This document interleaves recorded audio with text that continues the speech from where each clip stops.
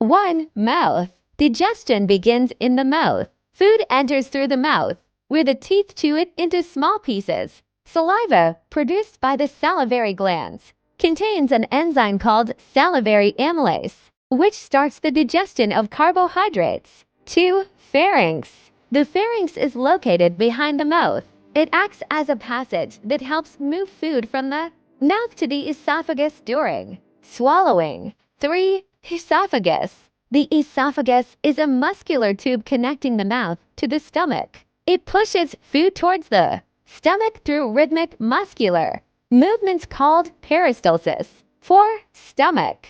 The stomach is a muscular sac where food is mixed with gastric juice.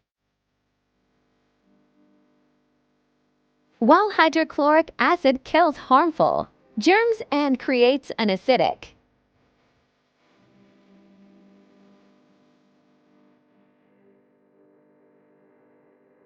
environment for digestion.